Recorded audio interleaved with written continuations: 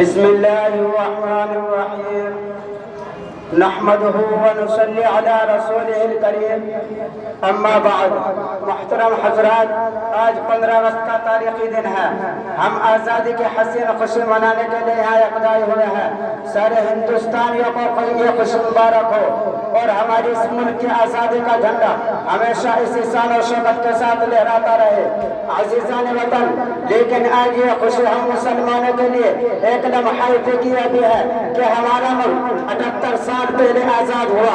100 سال کی طویل جدوجہد اور بے مثال قربانی کے بعد یہ آزادی حاصل ہوئی. یہ قربانی کس کی تھی؟ آزادی کی چنگاری کو کس نے شعلہ جوالا بنایا؟ برادران وطن کب سے ہمارے ساتھ ہوئے؟ ملک کس کے ہاتھوں سے چھینا گیا؟ ان تمام سوالات کا جواب آپ تاریخ کے اوراق سے پوچھئے، وہ اوراق آپ کو جواب دے گی. یہ آزادی کی تاریخ ایک ایسی حقیقت ہے جس کو فنا نہیں کیا جا سکتا. کون نہیں جانتا کہ ہمارا گھر جلا تھا، حکومت ہمارے ہاتھوں سے چھین گئی تھی، تو کیا اس کے لٹنے کا غم کسی غیر کو ہوگا؟ نہیں، کبھی نہیں. کوئی نہیں جانتا کہ آزادی کی پہلی آواز شاہ ولی اللہ رحمت اللہ علیہ نے بلند کی تھی. شاہ عبدالعزیز نے انگریزوں کے خلاف جہاد کا پہلا فتویٰ دیا تھا. سید احمد شہید رحمت اللہ علیہ اور مولانا اسماعیل شہید نے بالا کوٹ کے میدان میں آزادی کے لیے سب سے پہلے گردن کٹائی تھی. سراج الدولہ نے 1757 میں بنگال کے دھرتی پر خون کا پہلا نذرانہ پیش کیا تھا. ٹیپو سلطان شہید نے میسور کی سرزمین کو پہلی مرتبہ خون سے رنگین کیا تھا. حضرت حاجی امداد اللہ مہاجر مکی رحمت اللہ علیہ اور حافظ شامل شہید رحمت اللہ علیہ اور قاسم علامت رحمت اللہ علیہ نے سب سے پہلے شاملی کے میدان اور چوبن کے خونی مسجد کو اپنی حرارت نفسی سے گرم کیا. شیخ الہند رحمت اللہ علیہ نے ریشمی رومال کی تحریک چلائی اور مالٹا کی جیل میں اپنے جسم کو سڑا تھا. کوئی کیسے کہہ سکتا ہے کہ آزادی کے اس طویل جدوجہد میں کوئی برادران وطن ہمارے ساتھ تھا؟ اے تاریخ تجھے بھی چیلنج ہے، اے تاریخ کے مذاق اڑانے والے تجھے بھی چیلنج ہے، اے مسلمانوں کو قربانوں کا انکار کرنے والے تجھے بھی چیلنج ہے، اے جمہوریت کا خون کرنے والے تجھے بھی چیلنج ہے. اگر تمہارے پاس اس حقیقت کو جھٹلانے کے لیے کوئی دلیل ہے تو پیش کرو.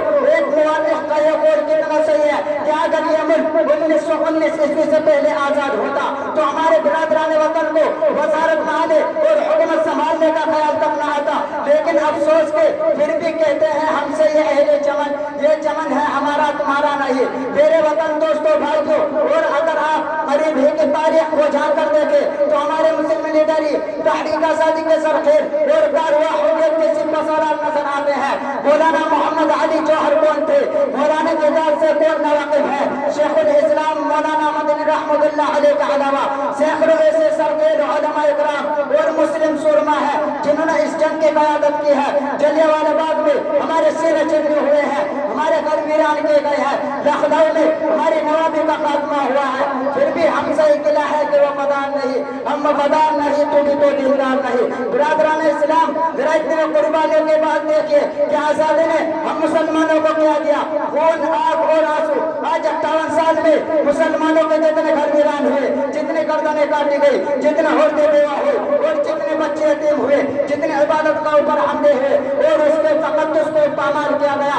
غلامی کے 150 سالہ دور کو بھی اس پر شرم آتی ہے.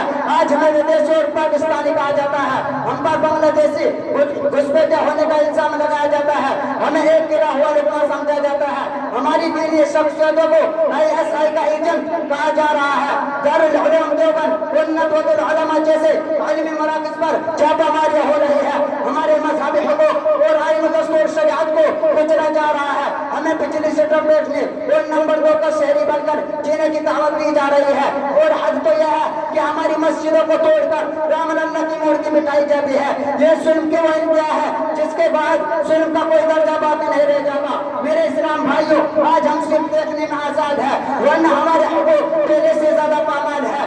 آپ اپنی غفلت کو بیدار کیجیے، اپنے تاریخ اور قربانی کی رجحان پڑھیے اور اس ملک کے نام نہاد وفادار کو یہ باور کرائیے کہ ہم ودیشی نہیں ہے، ہم مردہ نہیں ہوئے ہیں. ہمارے جسموں میں اب بھی مجاہدین آزادی کا خون باقی ہے. وآخر دعوانا ان الحمد للہ رب العالمین.